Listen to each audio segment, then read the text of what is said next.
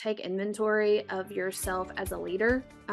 Look at the things that you are good at, look at the things that you feel confident in, look at the things that you know that you need work or need help.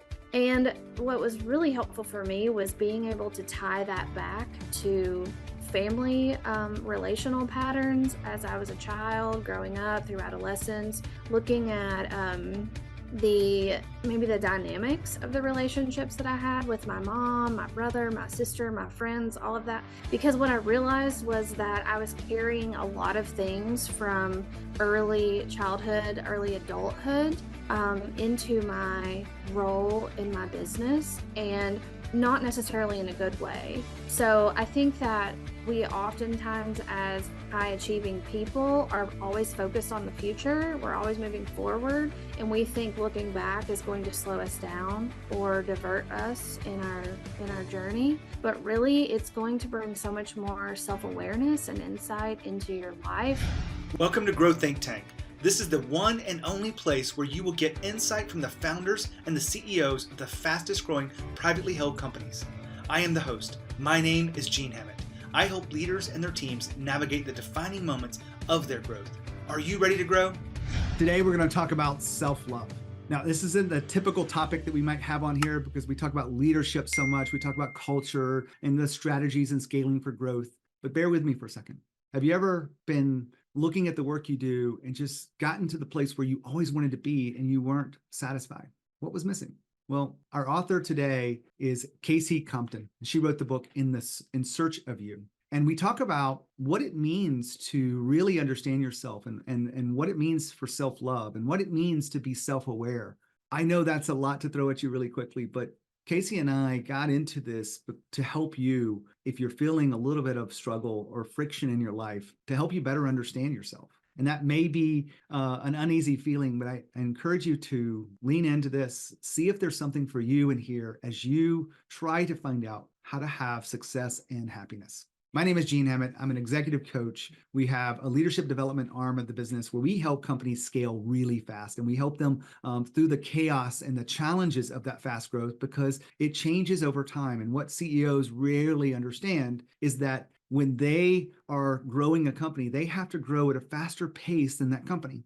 And they also have to understand that the managers have to be supported to build that leadership pipeline so that they are growing at a faster pace than the company. And all of this is about being better leaders and being better people inside of our companies. If you're curious about how to engage with our company, one of the best ways to do that is to join us for a virtual conversation. We invite people that have been on the podcast before. We invite other CEOs, clients that of fast-growing companies to talk about whatever topic it is for that month. And if you go to corelevation.com/virtual conversations, you'll see when the next one is, you'll see what the topic is, and you'll see if it's right for you. Just go to corelevation.com/virtual conversations. Now, here's the interview with Kasey. Hey, Kasey, how are you? I'm good. How are you? I am great. We're going to have a great conversation today about your book, but really the topic, and you may frame this differently, but when I'm looking over the material here, I'm looking at self-love. Mm-hmm. And before we go into the book and sort of that key message, tell us a little bit about your background. Yeah, so I am a lifelong resident of Kentucky.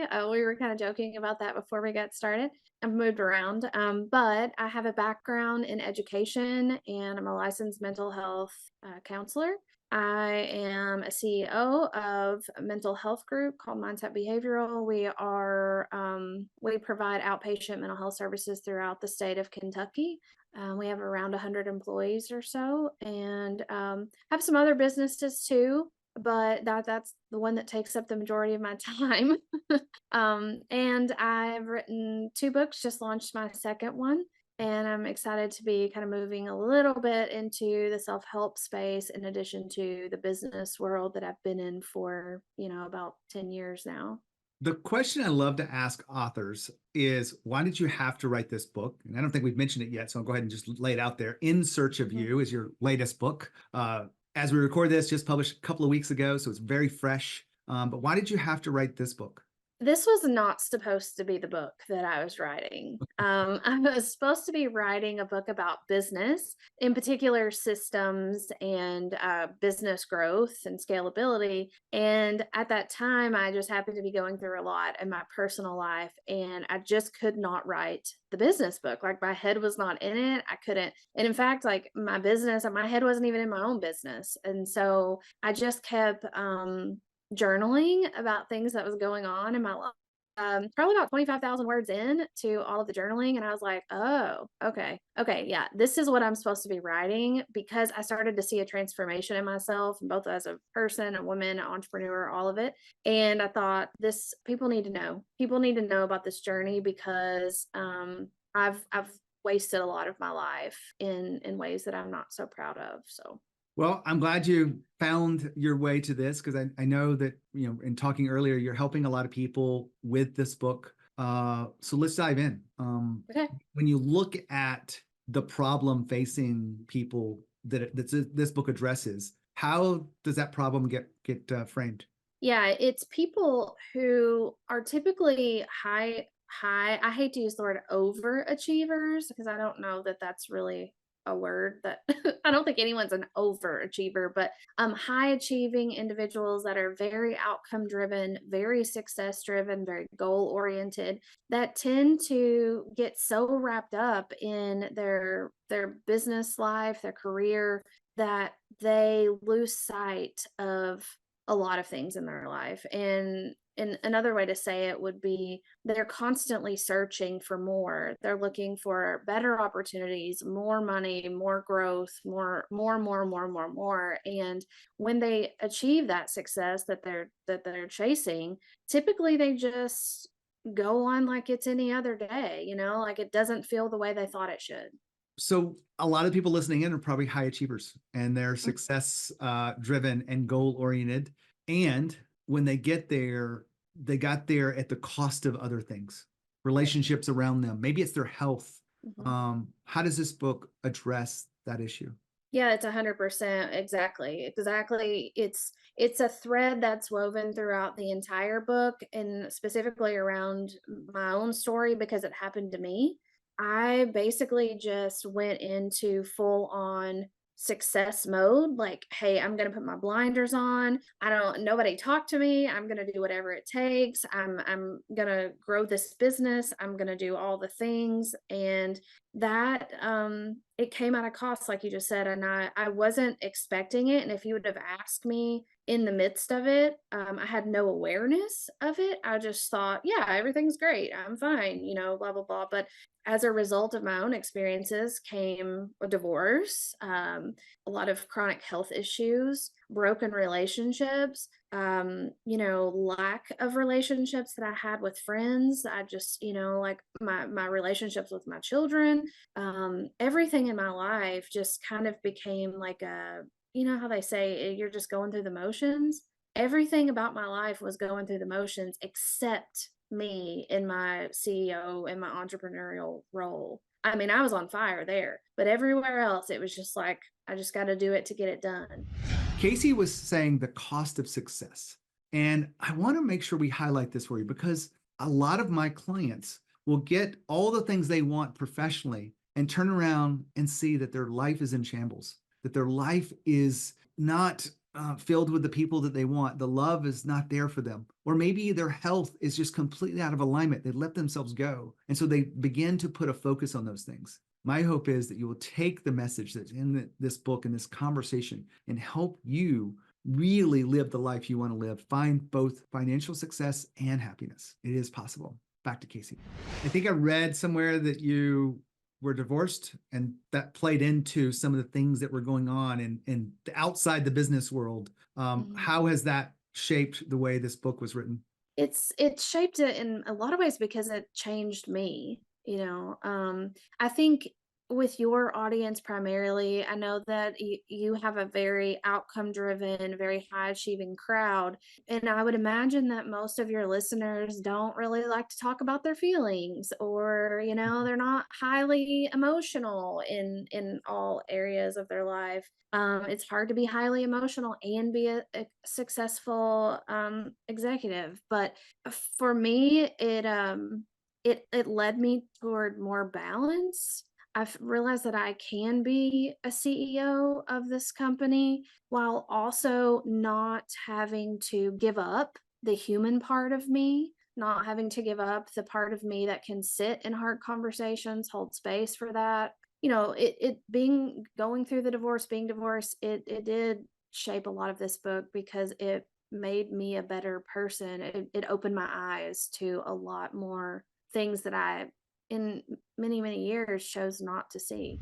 Now, Kasey just talked about hard conversations, and I just want to put some information in here because we're talking about her book today, but my next book is coming out that I'm writing with my wife, Amanda Hammett. It's called How to Have Tough Conversations. And if you really want to get better at this, if you want to understand, why you avoid them, and what to do to actually make them more effective, or what to do when they go off the rails, all you have to do is check out our forthcoming book called How to Have Tough Conversations. Now, one of the things you can do right now before the book is published is download our framework. Our framework is at corelevation.com/tough conversations. You can download it for free, and that'll get you started on these tough conversations and give you insights on how to do them more effectively.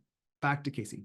We're talking here with Kasey Compton, the author of In Search of You, and I really want you to highlight for our audience kind of one or two helpful things that you've learned in putting the book together. I've been writing my own book with my wife, and it really is a difficult journey to write your book together. But what is the couple of things that you can share with us that would help our audience that's in search of themselves? Oh, okay. So one thing I would certainly do is take inventory of yourself as a leader. Look at the things that you are good at. Look at the things that you feel confident in. Look at the things that you know that you need work or need help. And what was really helpful for me was being able to tie that back to family relational patterns as I was a child growing up through adolescence, looking at the maybe the dynamics of the relationships that I had with my mom, my brother, my sister, my friends, all of that. Because what I realized was that I was carrying a lot of things from early childhood, early adulthood into my role in my business, and not necessarily in a good way. So I think that we oftentimes, as high achieving people, are always focused on the future. We're always moving forward, and we think looking back is going to slow us down or divert us in our journey. But really, it's going to bring so much more self-awareness and insight into your life and into your what you're doing in your career, that I think it needs to happen more often. So that would be one of the big ones, because it was changing everything for me once I made some connections there. It seems like what you're asking is a higher degree of self-awareness. Absolutely. Yeah. I was listening to a radio show just this morning, and they were talking about red flags in dating. Mhm. And one of those was not self-aware.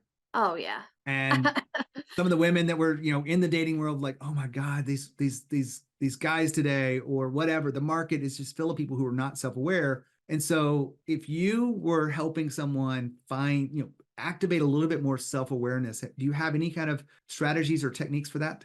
Yeah, well, so that's hard. I mean, you almost everyone thinks they're self-aware. Okay. Yeah. Everyone thinks they're self-aware until And someone that's the calls you problem. out on it. Yes.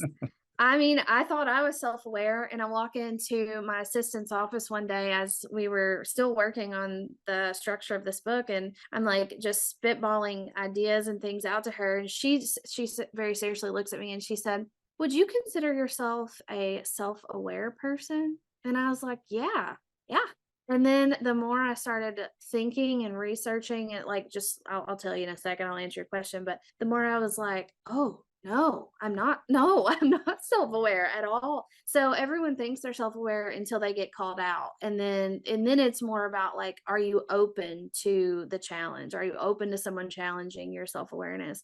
But one of the things that's been really helpful for me is, you know, a lot of times people who are very, very successful, very driven, have lofty goals and all of the things, they have memory blocks, sometimes from childhood, sometimes from early adulthood, or there's like chunks of time that passes and they don't track time very well in that way. And so when working through and trying to become more self-aware, one of the things that I recommend people doing is actually going back and trying to remember things about your life. It could be smells, it could be lots of different things, because what we're trying to do is open your memory networks in your brain that serve in a lot of ways like a vine of grapes.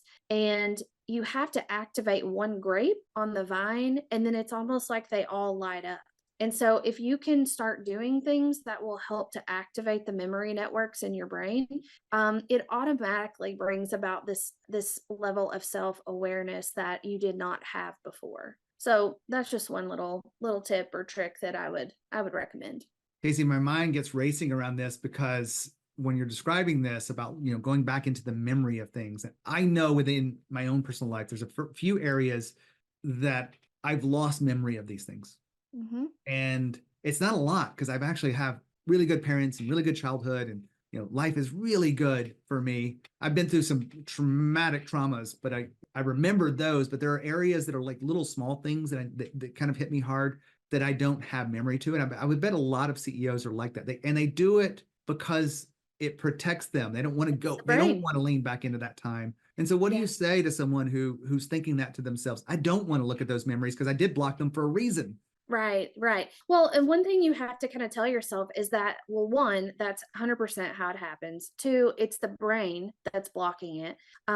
You totally can remember the things, but I get that most people don't want to.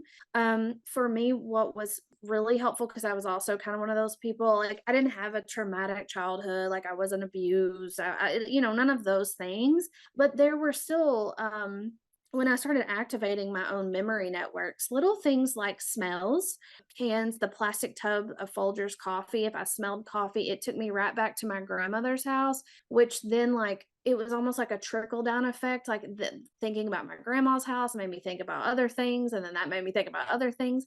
But if people really do want to become self-aware, but they just are like, I am not going to remember certain things. Like that is too painful for me. That is too whatever. There are ways to do that. There's a type of therapy actually that's called EMDR. And what that does is you don't talk any of the memories out loud. You do have to think about some of the little grapes, but what you do is you're shifting your it's called bilateral stimulation, so you're activating both sides of the brain at one time, which then allows the brain to reprocess the memory in a healthier way. And you never really, it's not like you're sitting there thinking about it or even speaking it out loud. It's your brain fixing itself, which is super cool. And also why a lot of CEOs and high achieving people, entrepreneurs, really like that kind of therapy, because it's not like, well, how was your weekend? What did you do? Like, it's Yeah. not that at all. It's totally like bilaterally stimulating your brain. So that I did that as well throughout this whole process. I'm looking back at your book, In Search of You, which, if I haven't already said this to an audience, you can find this wherever you find your books. I found it on Amazon, but your subtitle really does speak to me. And so I'm going to say it, but I want you to expand upon that. How to find joy when doing more isn't doing it anymore. Hmm. Well, if you think about, I think you have to also bring self-awareness to the reason that you're doing more. Is it what you could say money, you can say I'm doing it for my kids. No, that's not why. That's not why people are doing it. That's the very surface level reason people think they're doing it, but it's not the reason they're actually doing it. And so when we're looking at people who are so used to doing more, think about all of the things associated with that. It becomes a habit. your overfunctioning actually becomes a habit. You are giving yourself shots of dopamine, serotonin. You're basically, it's like a drug. It's like you need it. You need it. And then not only do you get the hormonal and chemical changes, but then you also get this validation. Oh, now you're successful. Oh, you're a $10 million CEO. Damn, like, and so now you're getting all of this validation from the outside world. Then that's who you become. That becomes your identity. And so then the very thought of like doing less, what do you mean doing less? But I'm this, and so people then they get themselves into this trap where they know that it's not sustainable. They know the effort they're putting into whatever they're trying to search for is not sustainable. What got them where they are now is not going to get them where they want to be. But what do? They can't lose their identity. They can't lose their drug. They can't lose, it is like seriously like an addiction, which could be a very healthy one if you're aware of it and you can manage it. But always going after more is just like that little squirrel on crack, and those probably don't live very long. Kasey, let's wrap up today talking about your book, In the Search of You. One of the things that you wanted to bring up was you can have success and happiness. You can have both of these things. A lot of people have, say, I'll get happiness once I get to this place, or once I figure this out, or if I find the love of my life. But you've got a different message. What is the real message behind you can have both of these? Yeah, the real message is that loving yourself, being self-aware enough to having courage enough to understand yourself, to put together the pieces of your past, present, and your goals for the future, and then loving that person, that creates a whole new level of high achievement, which is, I think, what we all should be striving for. It's a great way to end this. Kasey, thank you for being here, sharing your wisdom, and for putting all the work into birthing this In Search of You. Thank you. Thank you.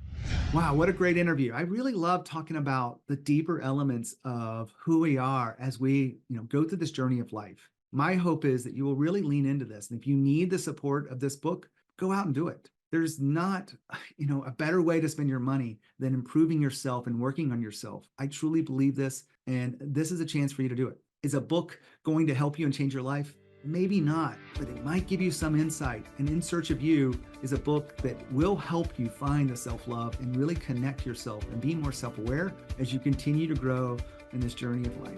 My name is Hammett. If I can help you with your business from a coaching or leadership development, we'd love to serve you. Make sure you reach out to us and keep tuning in here to the podcast. When you think of growth and you think of leadership, think of Growth Think Tank. As always, the courage. We'll see you next time.